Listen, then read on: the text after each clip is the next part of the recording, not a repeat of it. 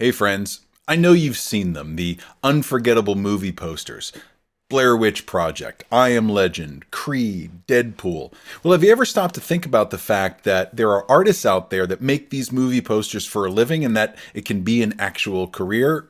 My guest today is Dennis Dunbar, and he is the guy behind some of the most iconic images in film. As a professional retoucher, Dennis has been in the industry for decades, working with some of the top tier talent agencies and the best talent in Hollywood. And we get to sit here and listen to him for the next hour, which is pretty cool for a nerd like me. We talk about how he got into the industry, the early days of Photoshop, some of the things that photographers get wrong when retouching, and some of the techniques he uses to make his art. Dennis is incredibly kind, startlingly humble, and I really enjoyed learning from this legend. So sit back and relax and join me as I talk to the Wizard of Retouching himself, Dennis Dunbar.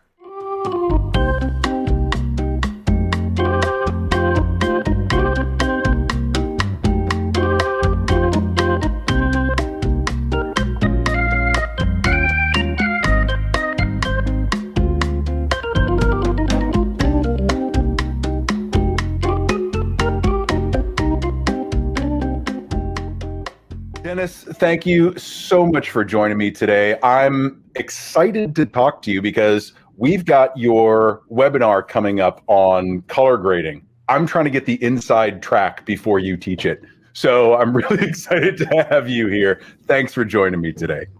Well, thank you for having me. Thank you for having me. And I'm very excited about that webinar. It's been a while since I've done one on color grading. So I'm trying to retool it and figure it out. And I realized that I started writing an article about color grading. Okay, this is going to be the first one's going to be a brief overview. And then there's a lot of other articles to write about it. So good thing is I don't have to think about what the next article will be. It will be the one that flows from this one I'm working on now. Is there ever a brief overview of anything in this world? Is there ever a brief overview of color grading or retouching? I can't imagine there is. Yeah, probably not. But I enjoy the art. I enjoy writing the articles. Yeah. It's just really hard for me to sit down and get them done. So it's once every 3 months or so. Man, I got to do this more often. I got to be more consistent. You're not alone. I think anybody that has their own website or runs their own website and knows about the power of blogging and writing and articles, inevitably the sentence that I hear from them afterwards is, I got to do that more, got to be more consistent. And it's always the last thing on our list. So, as I was going and researching some of the stuff that you've done in the past, I did come across a lot of articles and a lot of videos, and it just astounded me how much education you've put out there. Before we get into too much detail, give some of the listeners a little bit of the background, maybe the overview of kind of what you've done and that has led you up to this point where you're, one of the top retouchers in the film industry and commercial industry, right? There's a small kind of special forces group of you all. Well, when I was in college, way back when, I was studying mechanical engineering and I wound up taking every course except engineering courses. So 5 years in, I was only halfway through the program and I'm telling myself something. I really don't want to be an engineer. And at the same time, a really close friend of mine picked up a Canon AE1, and he was the first person I could relate to who was having a lot of fun trying to create something interesting with photography. He called it artsy craftsy because he had no illusions about being a great photographer, but these are not boring, here's me and Mabel in front of the big tree kind of vacation photos that, people would show back in those days. So I got into photography and that swept me up and stopped going, I dropped out of engineering college because I really wasn't getting anywhere, enrolled in a local adult education program that had a good photography program, learned a lot about photography, and that led to working in one of the rental houses in Hollywood in the late 80s. It was Irana's PRS, Irana's Photographic Rental Service. And it was probably one of the biggest in the country. And so anybody came through there, like Gregory Heisler and Lynn Goldsmith and Henry Diltz and all these famous photographers and stuff came through there regularly. And so when I left there, I was working as a photo assistant, working with advertising photographers. And they I got to, find out how to start shooting and doing it on my own. And then I started hearing more and more about this thing, like, the National Geographic used a computer to move the moon for the cover of one of their magazines. And, what a big scandal. I thought, ooh, that's cool. So at one point, it just started to get me more and more interested. So I remember there was one summer, it was like 1990, 91 or something like that. Every day I wasn't working as an assistant doing something else. I was trying to find information about how you use computers to do retouching. Yeah. And so that led in February of 91 to getting a computer, signing a lease of like a $50,000 lease for a wicked fast 2FX and all the bells and whistles and stuff in those days. Like a 600 megabyte hard drive was bragging rights. At most. And it was Photoshop 1. There was another competing program called Color Studio. The people who wound up writing Painter created Color Studio, but another company bought it and then didn't do much development. So Photoshop passed it by. But, we started out working on that, and I thought, I got to figure out how I make a living and how I make this lease payment. So I started contacting photographers that I had worked with, offering to do free portfolio pieces just so I could learn. One thing led to another. I started working with occasionally with this photographer, JP Morgan. He's still around. He's leading the education program at one of the local junior colleges out here, Mount San Antonio. Great guy. And he was doing a lot of work with Roger Corman, who was the king of B-grade movies, like Little Shop of Horrors, Attack of the 50-Foot Woman, Death Race 2000. Perfect. All this kind of stuff. And Roger wanted to go from the old-fashioned cut and paste and airbrush to computer stuff. So JP said, here's Dennis. That's what he does. So for about 10 years or so, I did all the retouching work on Roger's posters and their marketing stuff. And it was, a lot of schlocky movies, a lot of straight to VHS stuff you're not going to put in your portfolio or brag to grandma about, especially not brag to grandma about. With Roger's model for his business, what he did a lot was he had a lot of high turnover of people, because he kind of viewed it as, if I hire people who are learning, I don't have to pay them as much. And as soon as they know what they're doing, I have to pay them more. So I'll fire them and I'll hire their assistant and, just keep running that. Mm-hmm. So he had a lot of designers that freelanced for him. And as the designers, figured out what was what, they went on to other jobs. Well, that became a networking thing for me. So that started leading to getting, work on movie poster stuff and other things with that way. And I still also would work with photographers for that. So that's kind of how I got started in working on movie posters and all that. And in the 90s, I wound up having, 2 or 3 people working for me at a time or whatever. And I would compete with big retouching houses like iMagic or Metaphors. There were some big places that, charged $700 an hour or whatever for retouching, working those days. So I would compete with them, but I never worked in-house at those. So I never quite knew how my work stood up, except the fact that, well, I got some jobs. So, and then I hired a freelancer who had worked at the other places to help me out with some projects. Like, oh man, you got nothing to worry about. Your work holds up with theirs. So, that was really good.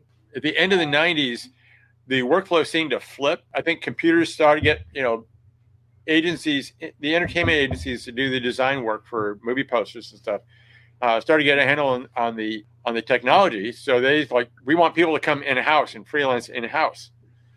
And so I flipped my business model, and instead of being a manager, I went back to being the retouching, and loved that. And so went to a lean and mean kind of work model where if I have a big project, I call up friends and we work together on it. But ever since then, I've been working freelance and on different movie posters and ad campaigns and all kinds of stuff. It's been a lot of fun.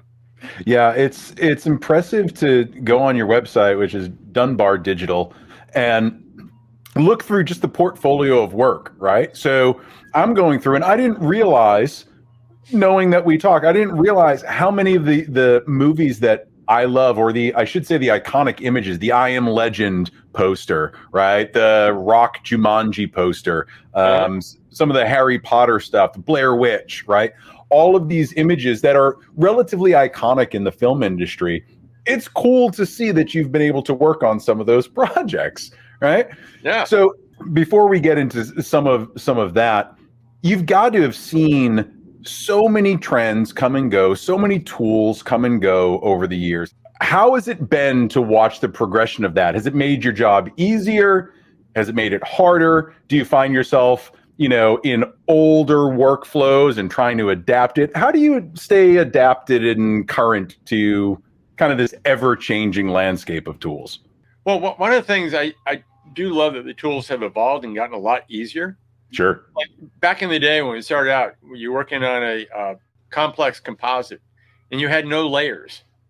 So you had to save a lot of different versions and you had to figure out tricks for there used to be a way with Photoshop where you could have two documents open. If they were the same size, you could use a command to align the upper left corners for your clone source. And then you could clone from one to the other. Wow. And so that was your undo. Yeah. Like if you pasted something in, like, oh man, there was a mistake, like you have to erase some of this stuff. That was how you undid it. So you had to keep thinking about these tricks and workarounds and things. The tool won't let me do this. I need to do it. So how can I find a way around it? So we don't have those issues nearly as much. God, I loved the idea about layers. I remember Silicon Graphics was trying to sell their computers in the mid-late 90s for doing Photoshop work on it.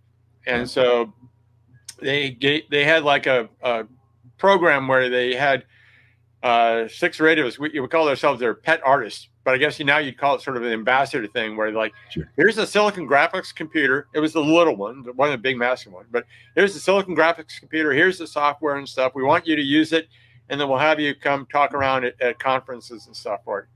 And I remember one of the programs that ran on it wasn't Photoshop, but it was another one like, oh my God, I can make an adjustment layer and I can brush a curve setting in somewhere.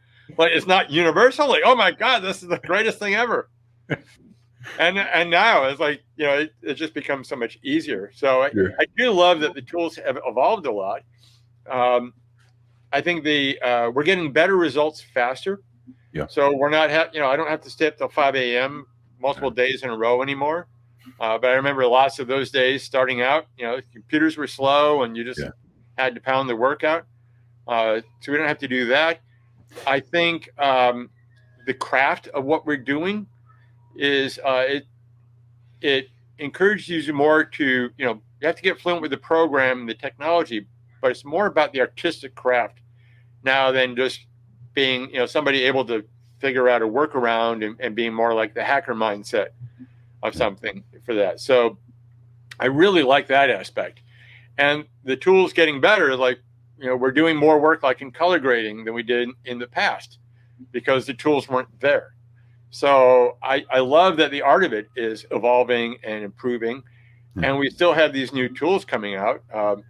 AI stuff is a big buzz thing. And while I'm not so worried about the idea of AI image generation, the idea about using AI for in painting or out painting really intrigues me because I worked on some posters that looked like a wet plate kind of shots for the Paramount show, 1883. Yeah. Sam Elliott and that crew, right? Yeah. And like the character poster for Sam Elliott, they cut out the top of his hat and they cut off his shoulders and it only went down to just below the breastbone. And I needed more of his body. So I had to look for other shots and stuff like, here's one where I can steal a shoulder. I can flip that and make another shoulder out of it. So AI tools could be a way of solving that. Like, here, give me more of his body. Like that could be really great. Or adding in something that was missing, getting rid of things you need to get rid of. Like, how do you get rid of this tree? Content aware in Photoshop is so-so on that. It kind of works well, but AI could be really good for that. So always trying to incorporate new tools and examine other workflows. And that's one of the things I love about the teaching workshops and stuff, because I'll go back and look at something I might have taught like 5 years ago. And I'll look at the outline and the demo like, Lord, I do that completely differently now. What was I thinking doing it that way? And I think that keeps it fresh and exciting. And, it really encourages you to embrace the idea about, a love of learning and always, working on something new.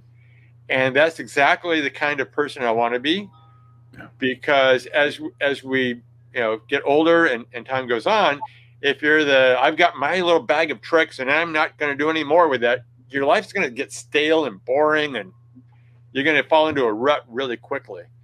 I have older photographer friends who are that way. Like, I don't want to learn another computer program. I don't want to learn another camera. I've got my thing. And like that. And then I have other ones like Energizer Bunny. They're 75 and they're Energizer Bunny and reinventing themselves again. Maybe out of necessity, but they're still doing that. Like, that's the inspiration I want to follow. Yeah, it's amazing when you have someone with a student mindset, and it's this lifelong pursuit of learning. And those are the people that I'm always super interested in, because the folks that never stop learning, or at least quest that knowledge, inevitably are far more interesting because they've tried a little bit of everything, right? And they just kind of figure out what works and what doesn't work. But going back to when you first got started and there was only a handful of you really starting to get into the mix of art and technology, how was that seen of your peers? Was everybody helping each other? Were you all just kind of in this mode of, this is the really cool stuff and we're never going to turn this into something if we don't work together? Or was there a little bit of, friendly competition?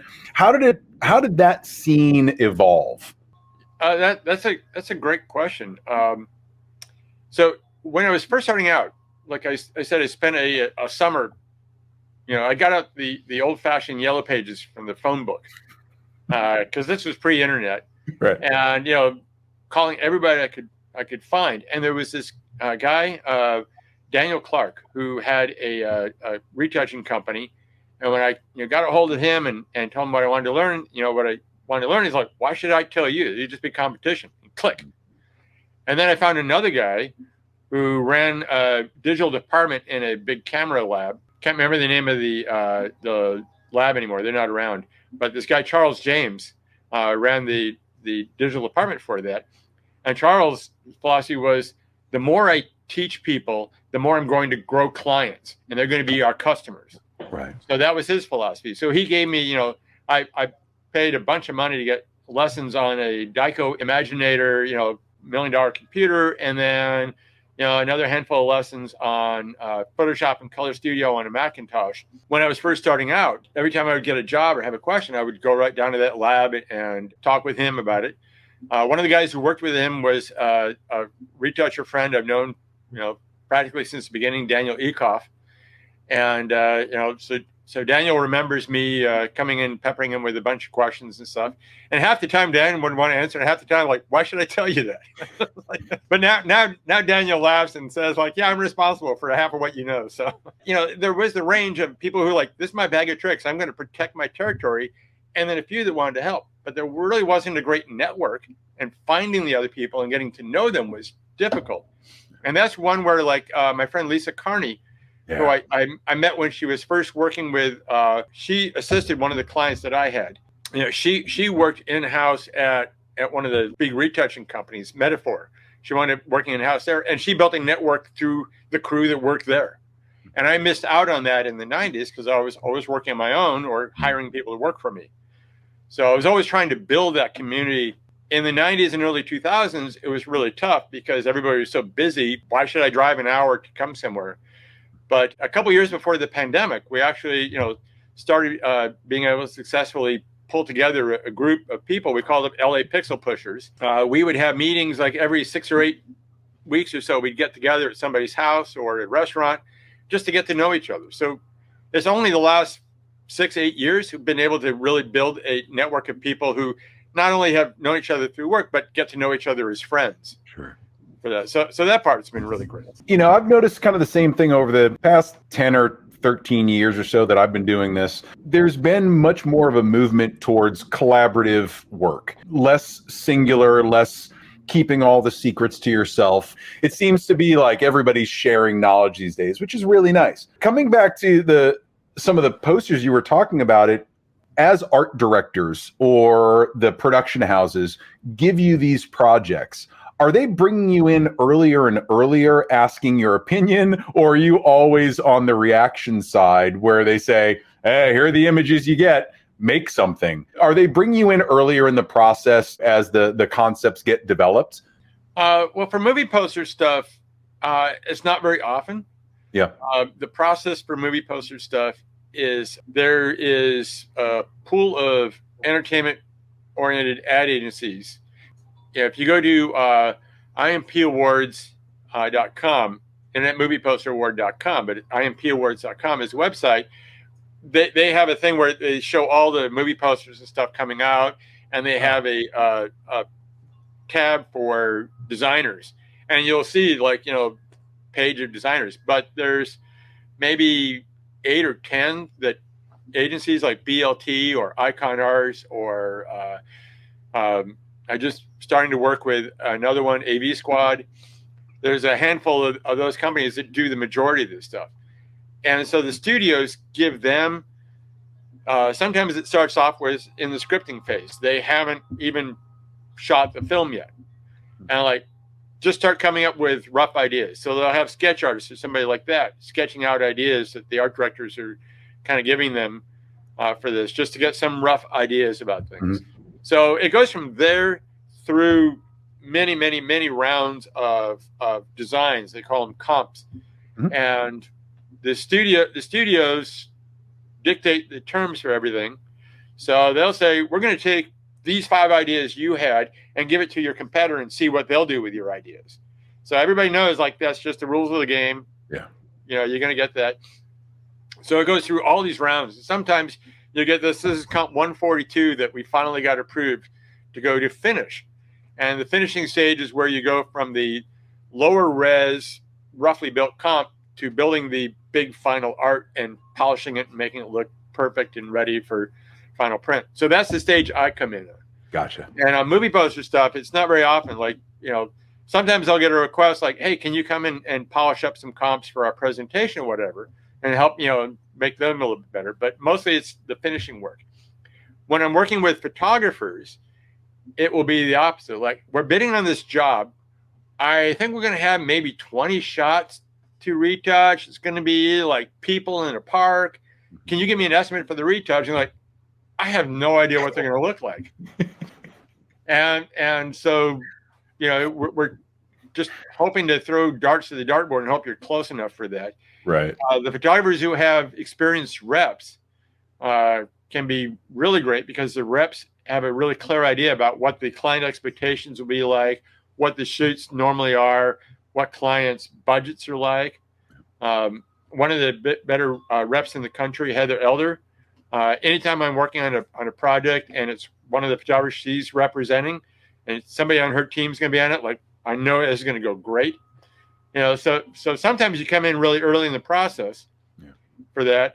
And sometimes you're right at the very end. A few weeks ago, I got a contact from a lifestyle photographer hey, the client had more retouching notes than I can handle. Can you do this? Can you jump on these things and just do this retouching stuff? So sometimes it's very, very late in the process and sometimes very early. I was looking through your commercial portfolio. I'm fascinated by retouching. I'm not good at it. But I'm fascinated by guys like you and Seth McCullough and high-end commercial retouchers that are working on big brands, because it's always amazing to me what you're given and what the public sees. And that by no means am I saying the photographs that are taken are poor photographs, but the subtle manipulation in it and the impact that those subtleties create fascinates me. And there is one image that you had in particular of a gentleman paddleboarding. It looked like in the aqueducts of LA somewhere. And the thing that struck me the most was, generally speaking, the before and the after, and these can be seen on your website, the befores and afters, is the before shot was good. You probably could have cropped in and color graded a little bit. It would have been great.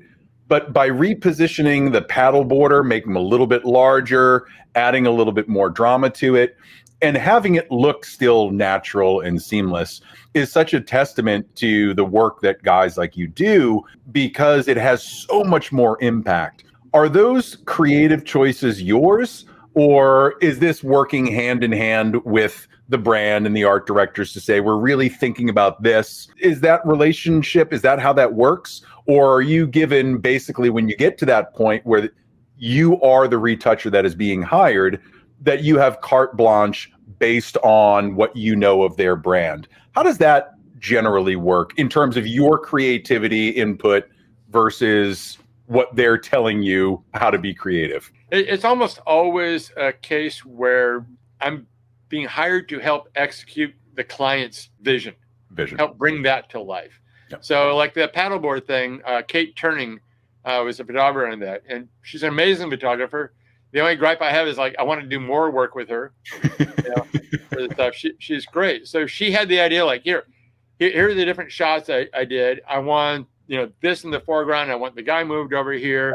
I want this in the background. So it was some of that, and then it was like, oh, we needed the color to pop. Like, so I started experimenting with color grading and like finding like color grading and doing that. So I got some creative input for it, but mostly it's a question of like, how am I bringing your vision to life?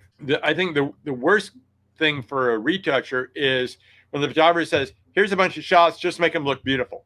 Like, those are the times when like, there are landmines there. They have expectations they're not telling you about. And if you don't hit them, I'm so surprised you missed this. How could you not have seen that? Like, so it's really the retoucher's job to bring the client's vision to life. Sometimes they want they're upfront about asking like, what do you think about this? How do we handle that for it? And other times like, I want your input, but like, no, I'm going to go with my own thing. Do you know Emily Teague? She's sure. Wonderful. So I get to work with her on some projects and stuff. And Emily's really good with her color.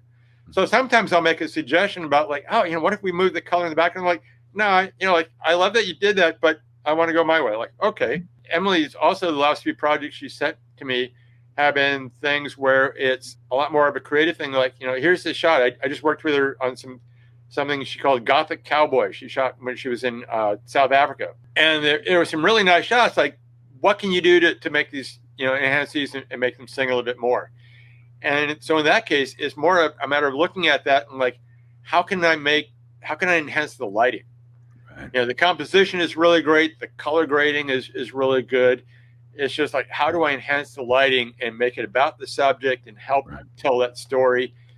And fortunately, she's been really enthusiastic about the work I've done in that, because it's one of those areas where you get a lot more creative input. It's like, like, oh, here's what I think would help. Like, oh, I love that. What a great idea. I suppose it's just like anything. It's the more that you know about that personality, the more you know about their work, you understand where to push, where to pull back. And it's a really important thing, I think, for people to understand just how powerful some of those subtle changes can be. The smartest photographers I know don't try to do everything themselves. There's got to be someone there that does help you that last mile. And it seems to be you've found yourself in this wonderful position with great photographers where you're really helping them bring their visions to the world so that we get to see what they're doing in the way that they envisioned it. How many rounds do you typically go through? Is it 2, 3, 4, 5? Is it months long? Is it a week long? What's your typical turnaround time for something like that? That depends a lot on the project. Like when I'm working on a project with a photographer and we do an estimate, I'll tell them, we're going to include 2 rounds of revisions in the estimate. Now, that's not between me and the photographer. Mm-hmm. That's between when we as a team present to their client. Gotcha. And the reason for that is as I'm sure a kid in a candy store, if he thinks all the candy's free, he's going to want to stay there for hours and eat every piece of candy he can. So with commercial clients, with agencies or business or whatever, you kind of have to put a reasonable limit on that. Yep. And say like, I'm happy to do more, but we're going beyond what we promised, so we'll have a conversation about budget for that. So I do that with photographers, and usually like photographer like, okay, a couple of changes, like maybe there's 20 images or so. On the first one, you go through more rounds. Like, now I've got your look dialed in. Yeah. We'll do that for all the rest. We'll present to the client, and then we get the 2 rounds with that. Pharmaceutical jobs can involve more rounds. Mm-hmm. So it's part of the reason why, you tend to want to estimate higher for a pharmaceutical job, because, they can say we need this in 2 days, and then they'll take 2 weeks to get back to you with the feedback on that, which is always kind of fascinating. But I hear pharmaceutical stuff is all driven by legal. The lawyers determined everything for that. So that's its own thing. But a product job or a lifestyle shoot or something like that for a photographer, it's usually 2 or 3 rounds. For movie poster stuff, that's going to be, it's entirely driven by the agency I'm working with and the studio they're working with. There's so many moving parts with a movie poster and stuff. Sometimes it's really complicated, whatever, and like you need a lot of eyes looking at things. So like, oh, I didn't notice this little, crumb sitting over here on the side because there's so much stuff going on. Sure. So you go through those processes, and usually with that, the agencies tell you, track your hours and bill the hours, as opposed to here's a layout, give us an estimate, and stick to that layout. There was a project I worked on with a friend recently for one of the streaming companies, and that one went through way more rounds of revisions than we thought. And it was partly a mix of the end studio being, picky about things, but also the art director deciding, oh, there's one more thing I saw. Like, wait a minute, this was supposed to have gone to the point where it's been submitted to the stars in the film, the talent, for approval. And that should just be like, oh, can you just make my, take this thing away from my eye? And then you're done. It should be like that. And it's got like, oh, let's change the hair. Let's change the background. So sometimes the train comes off the rails and like, okay, we're just tracking the hours. A friend of mine the other day, he had said to me, when there's 2 people in a car, it's easy to decide which radio station you want to be on. But when you're on a bus and you ask every single one of those people what radio station we should be on, it just gets to be chaos. There's got to be one job that was the job that you said, I am never doing this again. There's got to be something that sticks out, like, no matter what I do for the rest of my career, that is never going to happen again. Did you ever have one of those jobs? There are people I don't want to work with, or agencies, whatever, Sure. I don't want to work with again, just because, like, okay, that's just a train wreck. In the early 2000s, when I was doing a lot of freelancing in-house, I started freelancing at this one small entertainment ad agency, Bemis Balkan. And it was great. And I freelanced there like 80% of the time for a year and a half. And so they wound up hiring me full time. And that was great. A few weeks after I got hired full time, the production manager left to go to another place. So like I became the production manager as well. I had helped out with doing the production side, which is like, you have the layout for the ad. You take the retouched artwork, you put that in. Now you've got all the text, you've got the titles, you've got all the little logos and stuff have to go in. You have to make sure all the specifications are right. You get all that delivered, everything packages up right. That's what the production side was. So like, it was a way to keep busy, and like, sure, I want to help out. So I did that there. And then I went to another place that paid a lot more, but the support team for that was a lot different. Mm-hmm. So it didn't work nearly as well. And so I realized, like, the production side is something that I don't want to get into, to like, oh, can you just put this in the final layout and add all the crops in? Like, no. Can you just? It's like every time since then that I've tried to help out, like, no, this is why I don't do that anymore. When I went back to freelancing on my own, I did the finishing work for one place. Oh, we don't have somebody to do the final mechanical thing. Can you do that for us? And then their building block, with all the legalese stuff, had to go around the frame for this, and it was like just a nightmare to get that right. And then they weren't familiar with the process, so they didn't know about what size things had to be, and like, yeah. And every time I've tried that, so I don't do that side anymore. I don't like to do mechanicals. I don't like to do production work. So that was a lesson. Yeah. But mostly, I've been really lucky. Almost all the clients I've worked with have been really good. I haven't been burned too often with a client that doesn't pay you or something like that. It happens on occasion. Sure. But I've been pretty lucky that way for it. So I've been fortunate. Fingers crossed it keeps up that way. That's good. I think you've learned already how to navigate, like you said, that minefield. Switching off of the actual work for a second and going more towards passion for you.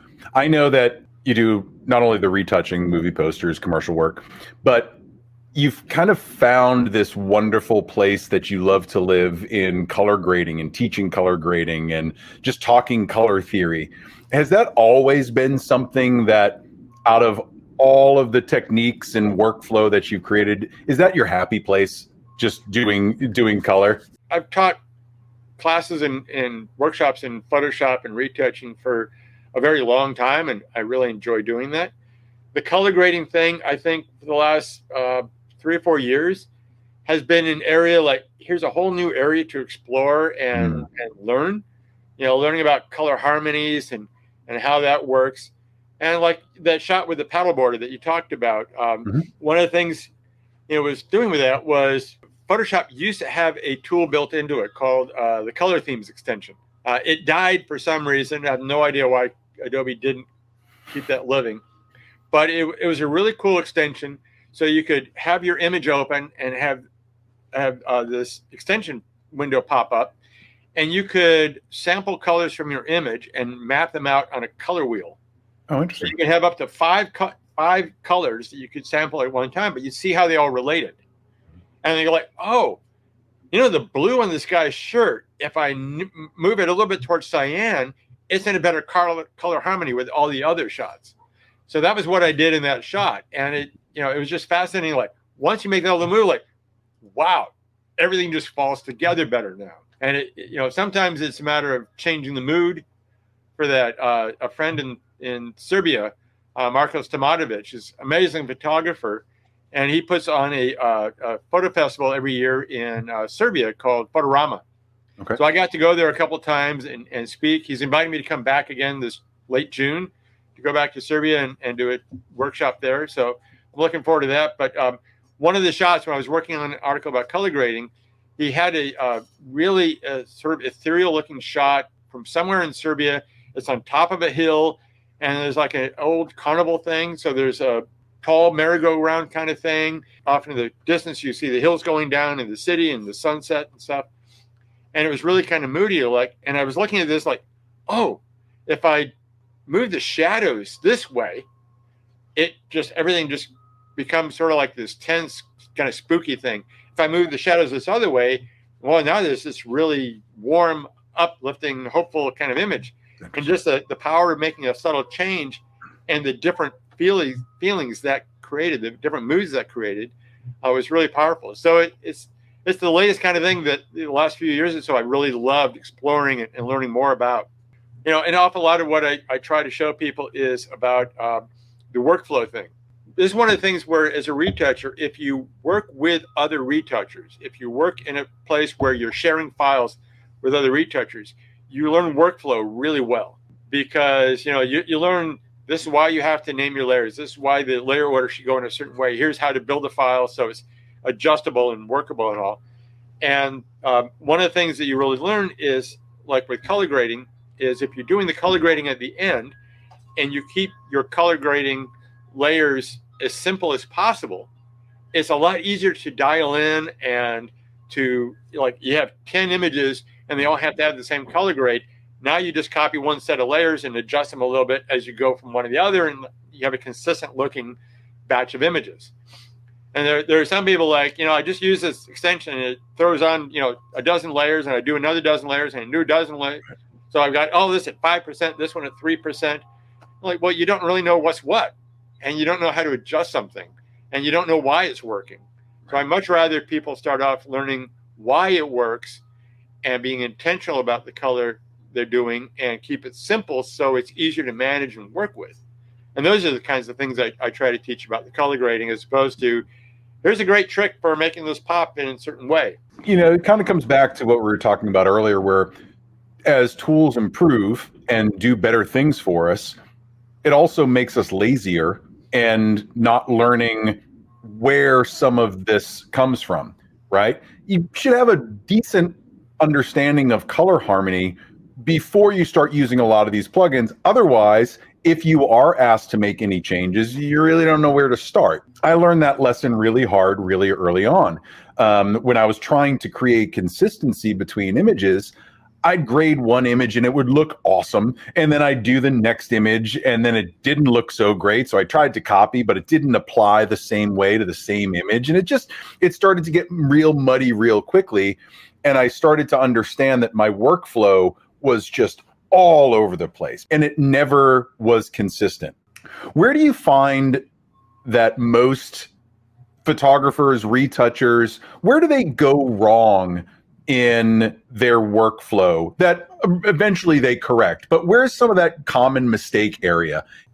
Biggest thing is remembering to have a real critical eye.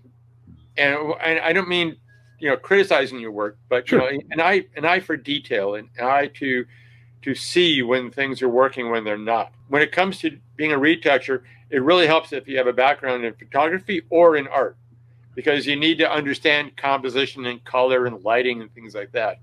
I've seen people who were more technical minded and didn't have a background in that, and they could show you every page of the manual and explain every tool in that. But when it comes to doing work, they have no clue about why this doesn't work. So that's the first thing is, make sure you're understanding that.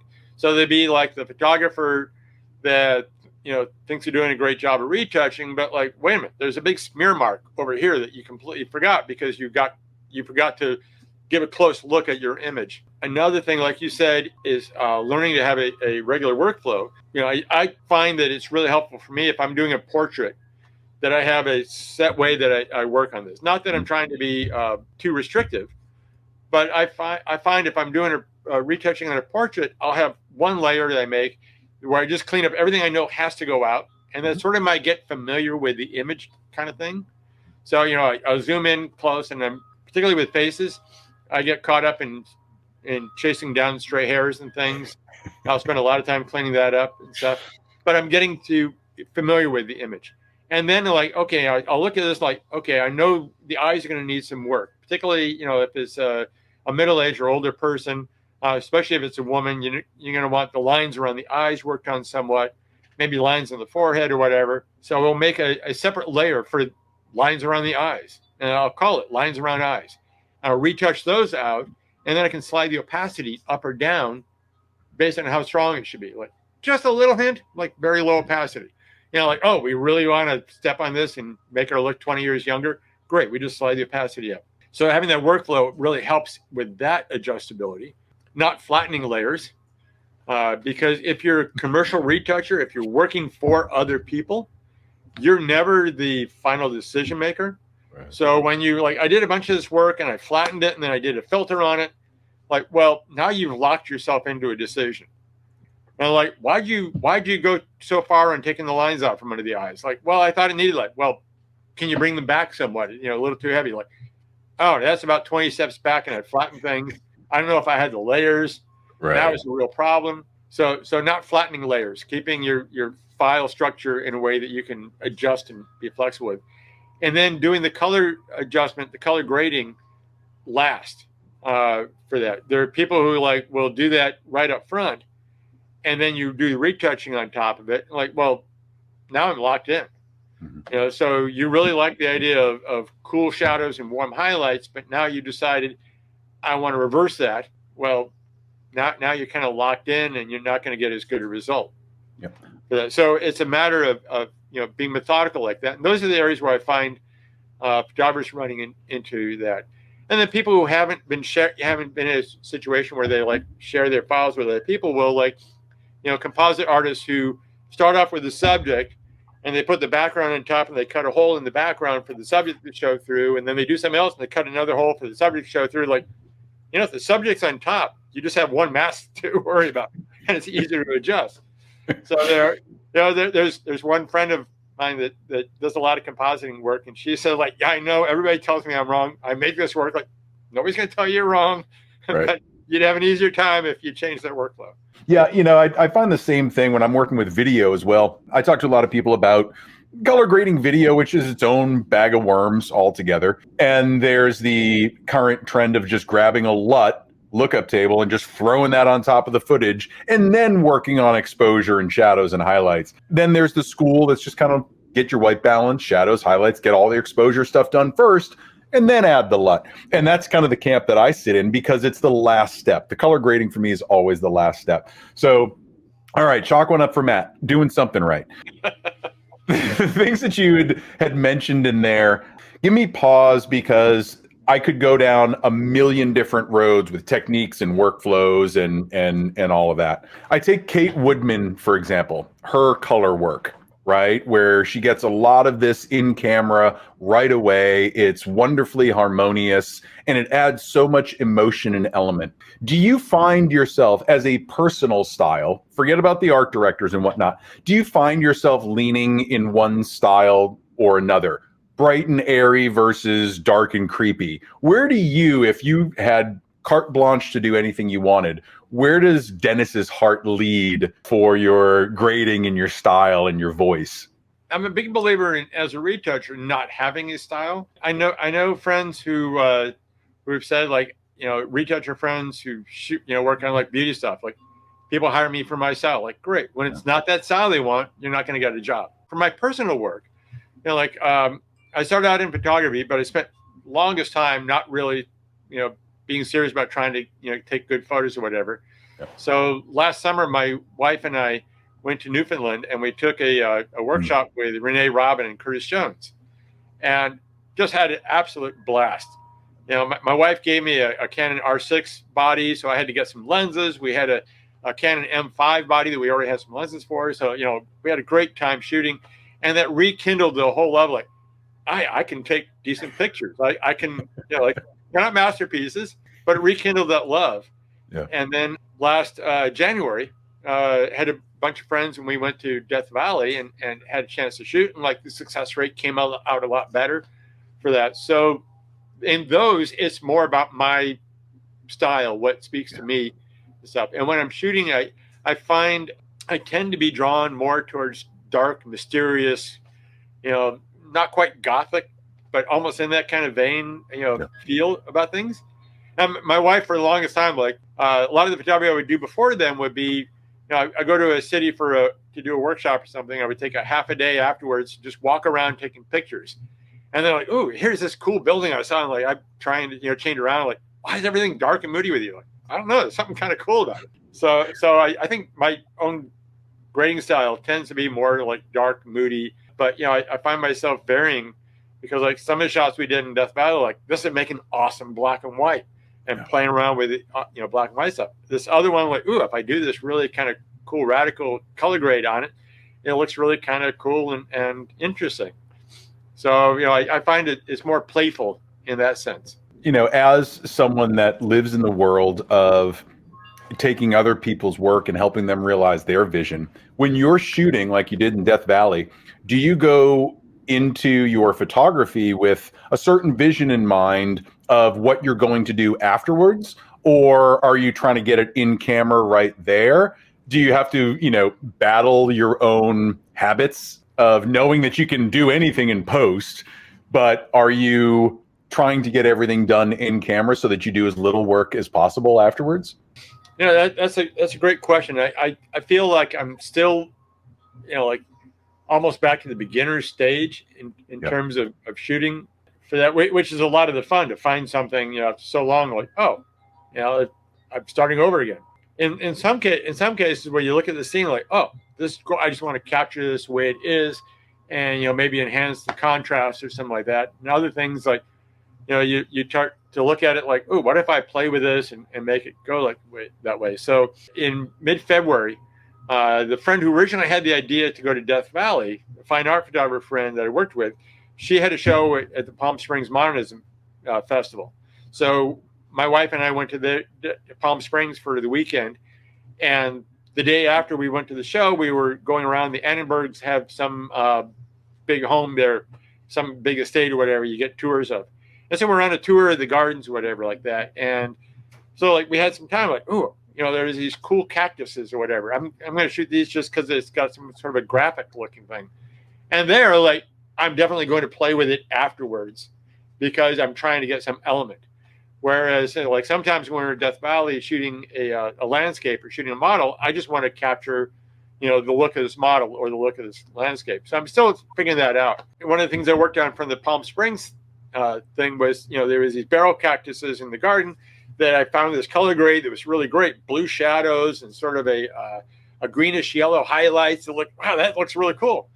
So last weekend, my wife and I walked down to the local farmer's market. On the way back, we're passing, there's these tall cactuses, like, hey, that would look cool with this too. So I'm shooting that with the intention of adding that color grade to it. So it's sort of a blend, but I'm still feeling my way out, as a photographer, still figuring out how to knock the rust off and be more intentional rather than just, happenstance for it. Get on the bus. It's the lifelong journey, right? We're always trying to get a little bit better and learn a little bit more. And like you said, stay in that student mindset as long as we can.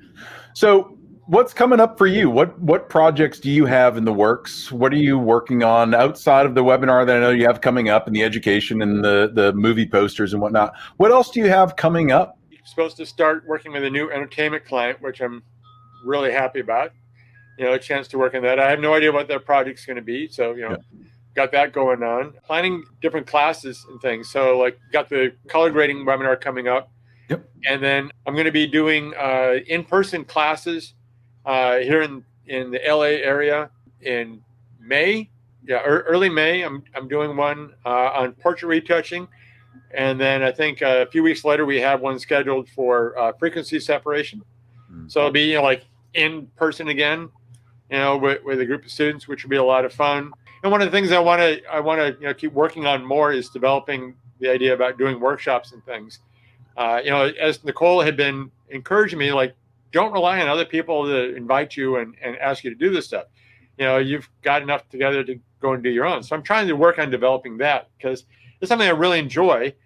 And I figure eventually somebody will figure, like, oh, like, there's lots of younger people will send the retouching work to. Like, well, they'll still want to learn from me. So you have to think of these plans out. You don't start building a house and expect you to live in it the next day. You have to plan out years in advance and start, building your plans now. So I'm working on that aspect. There's been this huge move for a lot of folks in the creative industry to start stepping up and teaching others what they know. And this kind of comes back to that collaborative question that I asked you way earlier about groups of friends helping each other out. It seems to be we all have these different specialties. We can all do amazing things that other folks can't do. Why not put that knowledge out there? The barrier that I see a lot of us getting caught in is, well, I don't know how to put it out there. I've got the knowledge. I want to do it. I have no idea how to sell it, teach it, get people in front of me, record it, do any of that stuff. So that seems to be the barrier. It's a big struggle for a lot of folks, and I'd love to see you blossom in that space and have a lot more people understand what you do. Well, when it comes to color grading, you mentioned Kate Woodman, and she we call her the queen of color. Yeah. She has a great course with Pro EDU on color grading, which she does a lot with. So there's a lot for that. The thing I really enjoy about the teaching is not only that you're giving back to people, but the best way to learn how to master something is to teach it, because you have to think of it differently. But also during the course of sharing that with other people, somebody will make a comment, somebody will ask a question that sets your mind in a different way. And then when you have a group of peers, when you've built up, you're connected with a community of peers, everybody's sharing, like when I was first trying to figure out frequency separation, I was freelancing in-house at a retouching boutique here in the LA area, and that friend Dan Ekoff was there, and I mentioned, like, I've been playing with frequency separation. I haven't quite found a real use for it yet. And just out of the corner of his mouth, he said, as he's passing by, he says, well, it's really good for wrinkles, and he walks away. And so that weekend I went home and like started playing with it, like, oh my God, the floodgates open. Like, now I understand this, and I see the power of this thing. And then, like, Earth Oliver had his frequency separation 2.0 workflow, which even more opens the floodgates. So it's in sharing these things and connecting with people and everybody sharing things that your bag of tricks just grows and multiplies. Yeah. And if we have the idea of, like, I have a little bag of tricks, I'm going to protect it, your bag of tricks will get smaller and smaller over time.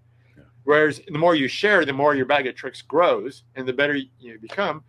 And the other great thing is socially, you wind up connecting with peers and friends and feeling much better as a human being because you've got a community around you that you connect with. Doing something a certain way is just a way. It's not the way, right? And every time I talk to a photographer or a retoucher or a producer of any sort, artist of any sort, I'm fascinated by how their mind works in the process. And I realize, oh, I thought this was the only way you could do frequency separation. And then there's 9 other slightly subtly different methods to do it that have pros and cons, right? And you just find the right specific screwdriver for the right specific screw, and you go with that rather than trying to go after the screw with a hammer because it's all you know how to do. So the more you have in that toolbox, the better. And it's just, I love hearing that people are sharing these different techniques and tweaking it and seeing what works for them in different situations. That always makes me feel really good. That reminds me, Nino Batista, who's a good teacher and a good photographer. He has a different workflow on frequency separation that he shared with me. Like, I've got to spend a little more time playing with that because oh, there could be some cool ideas with that. Like something I hadn't thought of. He's got interesting tools. I've done workshops with Nino, and great guy, great photographer, and really into the actions and making things, a workflow, work better for people and cutting out a lot of the steps that they could make mistakes on. So he's giving people a little bit more of a path. And I really like that. Dennis, this has been amazing. I'm very sensitive to your time. I know I'm taking up most of your afternoon. I hope we get the chance at some point to sit down at a table together and laugh a little bit more. But thank you for being so generous with your time today. I'm really looking forward to the webinar with the Artist Forge. I will be there. I can't wait for it. I cannot recommend it more highly for anybody that wants to learn from one of the best. So, Dennis, thank you. I will talk to you soon, and I hope you have an amazing rest of your day. Well, thank you very much. It was a pleasure talking with you, and always great to be with you.